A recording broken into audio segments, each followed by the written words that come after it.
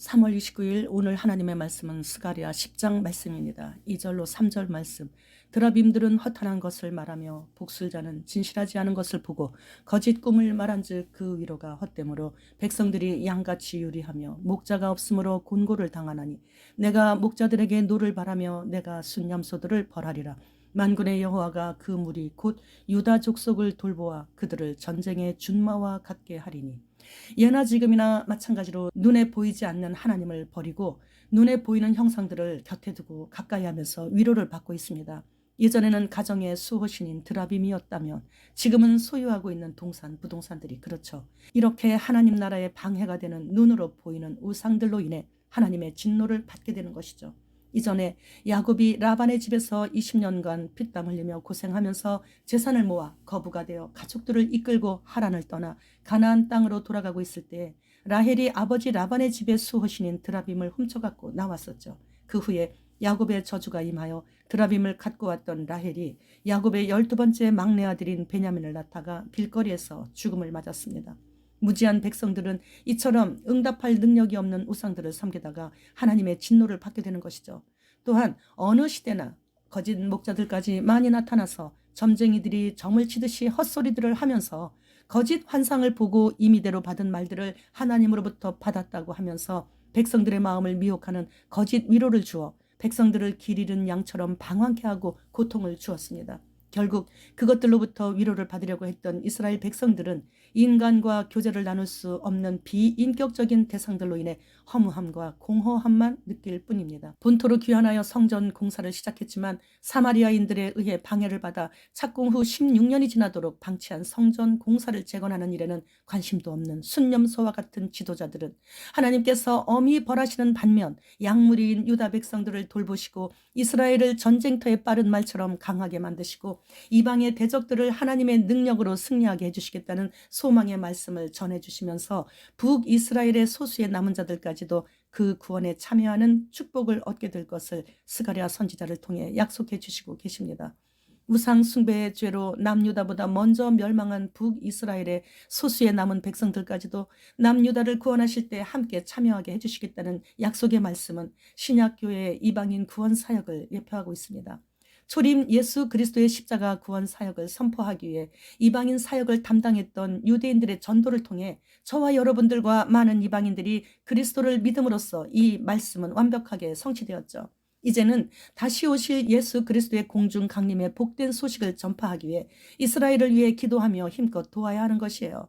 그리고 주님께서 수많은 흰옷 입은 군사들을 대동하시고 감람산으로 재림하실 때에 하나님의 보호 아래 소수의 충성되고 용감한 남은 자들과 이스라엘의 3분의 1의 남은 백성들이 재림하시는 예수 그리스도를 영접하게 되고 그리고 천년 왕국의 문은 그들을 환영하며 활짝 열리게 되면서 예수 그리스도의 직접적인 신정 통치를 받게 되는 영광을 곧 누리게 되는 것입니다. 올해부터는 너도 나도 누구라고 할 것도 없이 챗 GPT로 인해 많은 사람들이 자신의 평생 일자리를 잃을 수도 있게 될 것입니다. 그리고 젊은이들은 결혼을 하여 자녀 계획조차 세울 수 없을 정도의 불투명한 미래를 맞이하게 될 것입니다. 따라서 지금은 5G냐 6G냐가 중요하지 않을 것입니다. 모든 기술이 발전하면 발전할수록 인간은 더욱더 고립된 사회에서 더욱더 소외될 것이고 인간과 인간과의 관계가 이어질 수 있는 사회적 관계망 시스템이 무너지고 사라지게 되어 홀로그램과의 관계가 더욱더 빈번해짐으로 인해 그럴수록 더욱더 삶에 대해 허망하고 고독감에 무기력해지게 되어 앞으로의 희망과 소망이란 단어조차 사라지게 될 것입니다. 그러나 예수님만을 사모하며 기다리고 있는 신부들은 그날이 가까울수록 주님 만날 날이 더 가까이 오고 있는 것을 알기에 종말의 징조의 소식을 들으며 두려움에 떨고 있는 세상 사람들과는 달리 두려운 날이 가까이 올수록 기쁨은 배가 되는 것이죠. 이제는 챗 GPT로 설교와 논문과 궁금증을 다 해결된 시대입니다.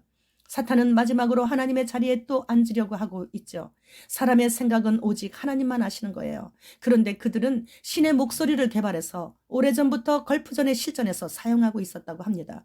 하나님과의 관계의 기억들을 다 지워버리고 좋은 생각, 좋은 기억만 넣어준다고 하면서 사탄의 생각으로 뇌를 초기화시키고 있습니다.